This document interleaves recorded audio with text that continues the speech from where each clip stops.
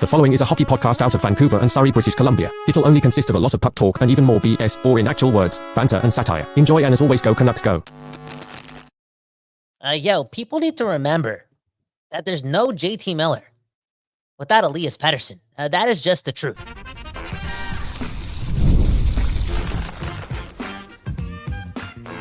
You're Locked On Canucks, your daily podcast on the Vancouver Canucks, part of the Locked On Podcast Network, your team every day.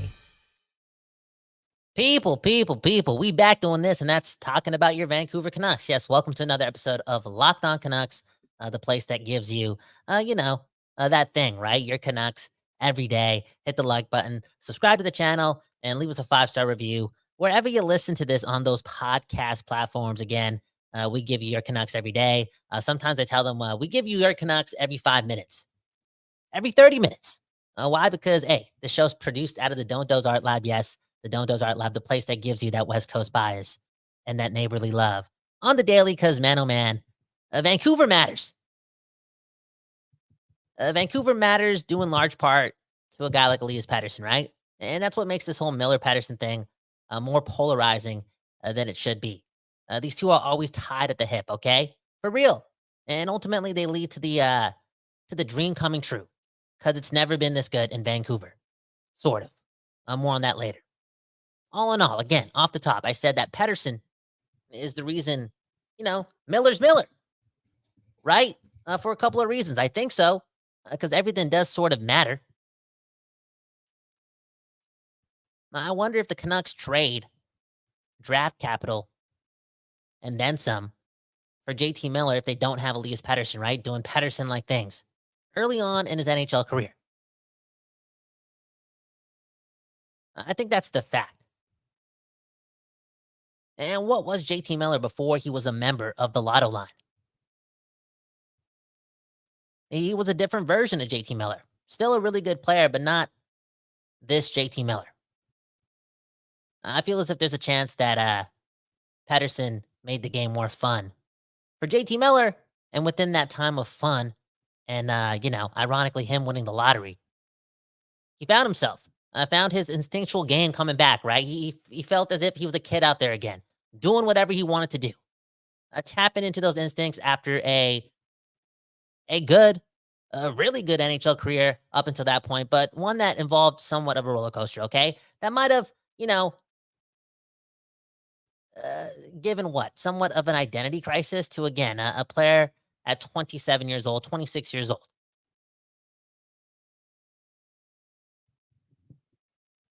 Patterson, man, a big deal to JT Miller. And this is the thing, right? And again, Patterson, we've heard the conversations. I think he said something like, "You guys think I stink?" I'm paraphrasing a bit, but it sounded like that. He's down on himself. Miller knows it. And Miller competes with him. It's quite simple, right? The competitive nature on this team, it's straight up, I like to think, second to none. That's how they're treating it. They're doing the most. Every practice matters. Every second matters. It sounds like Patterson's saying the same thing. And I said it yesterday, right? It's a long week, a lot of practice ahead of this game on Saturday to keep things going, to keep things improving, to still, have the ability to want to prove it to yourself too, right? The Canucks have only been good for 10 seconds. This week matters. Like, that practice time really matters. Treat everything like the game. And for a guy like Patterson, who's played pretty good hockey over the last 3 games, in my opinion, could have had like 7 points in his last 2 games based on how many chances he was in and around. Only ended up with 2. You stink, right? Patterson, man, playing a couple good games in a row. I think it's important for a guy that's, again, still lacking some confidence to maintain a level of momentum within his own individual play and do so while, again, at practice. And Miller, man, oh man, doing the most to remind him that you still got a long ways to go. And bumping out of a slump, getting to that next level, it comes after day after day after day after day of feeling yourself. And you can only really feel yourself if you're, applying effort the whole way through. And it's not to say that Pettersson doesn't try in practice. I know this guy's one of the hardest working players in practice, but there's another level that teams need from their best players, from the best of the best. And a part of that means that you can't have your head down for this long, okay? For real. Let's get it going. It's a big week. Those two, Miller, Pettersson, tied at the hip. Like it or not, again, the 1-2 punch. I said it off the top. It's kind of like Kessler, Henrik Sedin-esque, right? But for some reason, it feels a little bit more elite.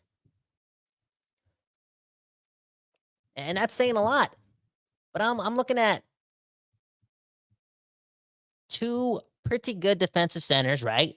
Patterson at his best is one of the best. JT Miller learning how to do that. Kind of proved it last year at points, at large stretches, right? They have two of those guys. And they have two guys that can also, at this time, pick up 100 points. Do the offense thing, right? Individually and, based on their playmaking abilities, the improvements of those around them, again, make it kind of easy. Again, easy is a strong word, but kind of easy for these guys to be offensive juggernauts. Again, it's different. It feels different. This 1-2 punch down the middle, it's a blessing. And it's got to hit. We spoke about the lottery. It's got to be this. It's got to be this duo alongside Quinn Hughes and Thatcher Demko. Okay. Do the math.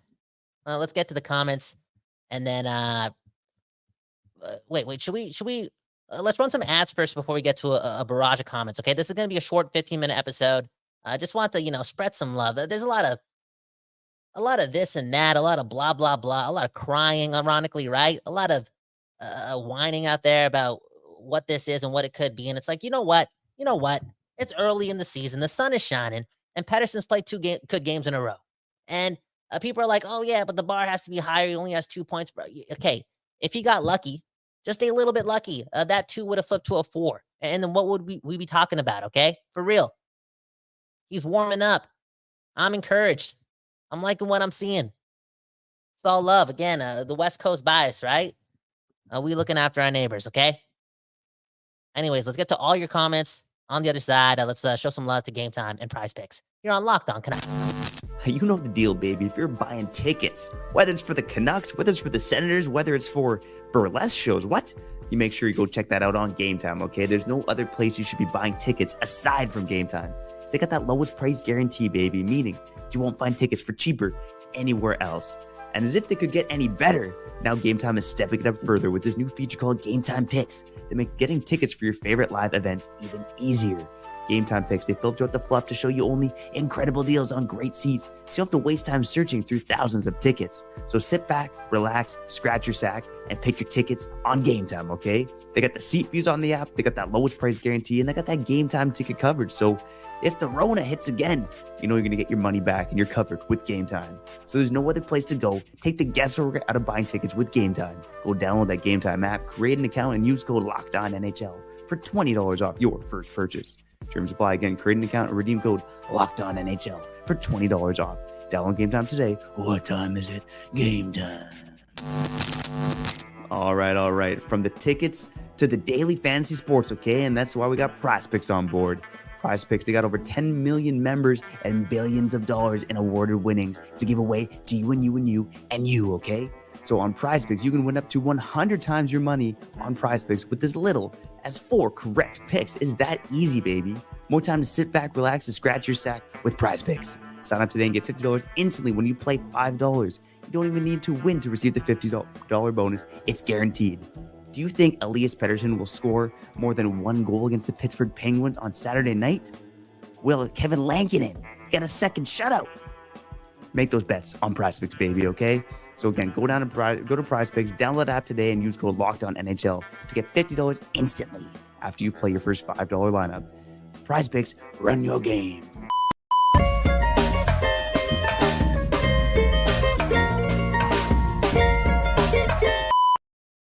People, we back doing this, and that's talking about your Vancouver Canucks and keeping it positive, man. Keeping it really positive about a guy named Elias Pettersson, okay? Because, again, We got to look after our neighbors. I'm not a broadcaster. I'm not a journalist. I'm a fan of the Vancouver Canucks. I'm 31 and a half years old. My eye test is telling me that this guy's warming up and doing a lot. Doing a lot. Look at the film. Before you talk so much ish about your neighbors, this guy's, again, somebody that looks at the noise, blah, blah, blah. Might be down on himself. And what are we doing here? Putting some stuff out there that's allegedly said. Come on. What are we doing? We should want the best for Elias Pettersson right now. And based on what he's done in the last 2 games and that effort, right? Leaning into the body. Guy's got tendonitis. He's playing physical and generating a ton of chances. Real talk. Why are we ignoring the fact that in a 4-1 loss or a 3-1 loss to Tampa Bay, whatever it was, this guy had 4 block shots, played a lot better in periods number 2 and 3. Florida, Philadelphia, Chicago. Guys warming up. Again, I appreciate that. I appreciate that, man. Pettersson, man. Straight up. Let's be real, man. Let's root for this guy, man. If he does better, we all do better. I'll say it again. Do the math. Know your role, right? Do your job. Let's get to the comments, okay? Look at Bob Bluger. I'm rooting for Pettersson, though, okay? Real talk. Bob Bluger, again, if you're new to the program, Teddy Bluger's 5th cousin.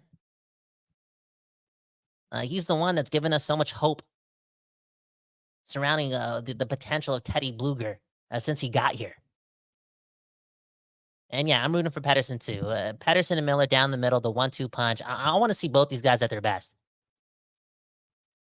At their offensive heights, okay? I want to see that version of the Vancouver Canucks with Rick Tocchet and this hockey nerdism that he's on and this ability to want to open it up and also tighten it up, but, play a bit of a different brand of hockey, okay? I tap into that. I want to see what Miller and Pettersson down the middle going at full speed can look like. Because, we brought it up at the top too, right? It's the lotto line thing.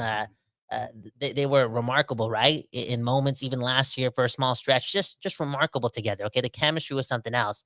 But I want to see it for like 70 games, including playoffs, where these guys are on different lines and playing at their best.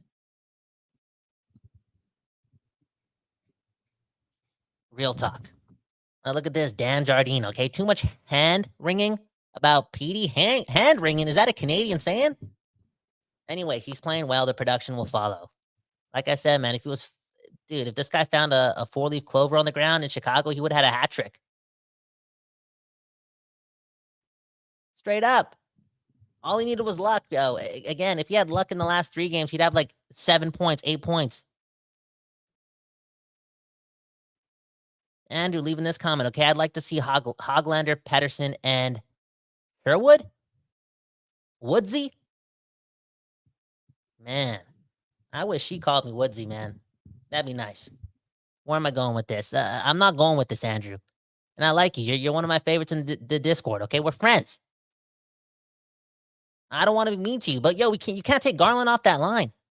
A big reason why Pettersson could have had, 7 points in his last 2 games, 8 points in his last 3 is because Garland's doing a lot of work. You got 2 play drivers potentially on one line, having some chemistry. And Garland's such a spark plug, right? Not only for Pettersson, but for Hoglander, too. I wonder if there's some, Jedi magic stuff going on between Garland and Hoglander, because they kind of remind me of each other. But they're different. Let's keep them together, okay?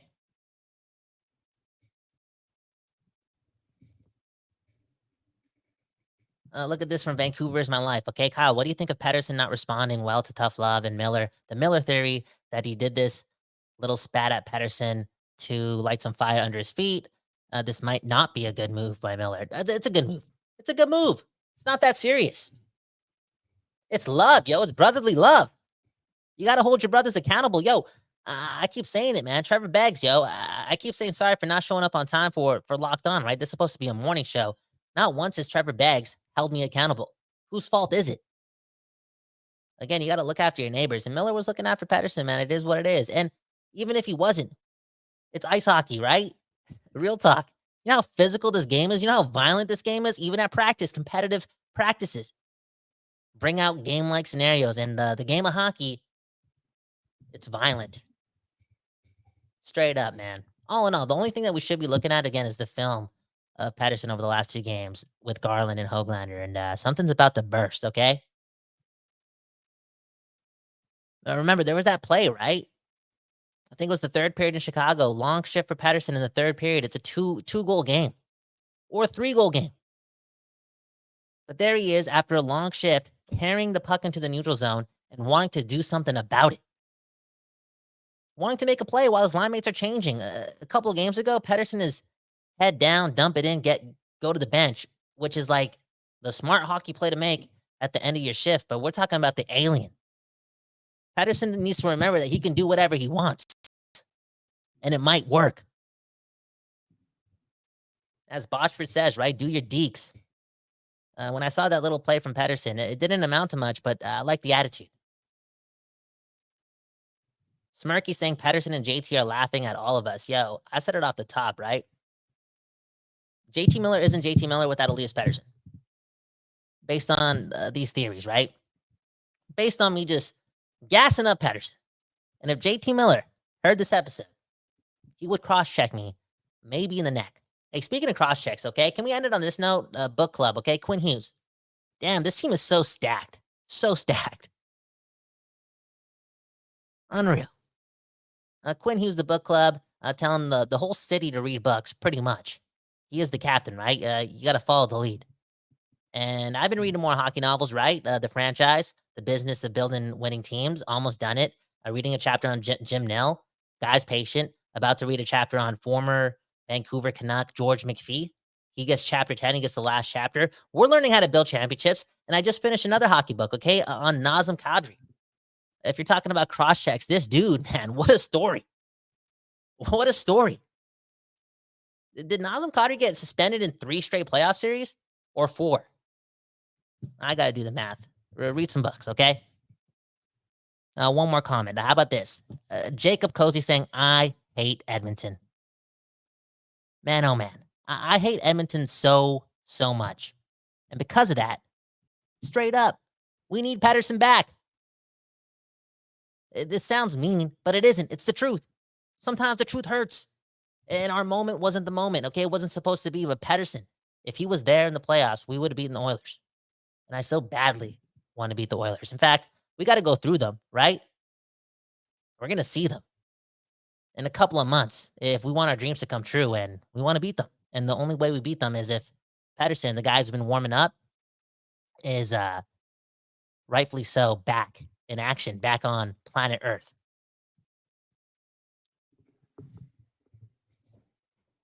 JT Miller should have cross-checked Elias Pettersson's phone.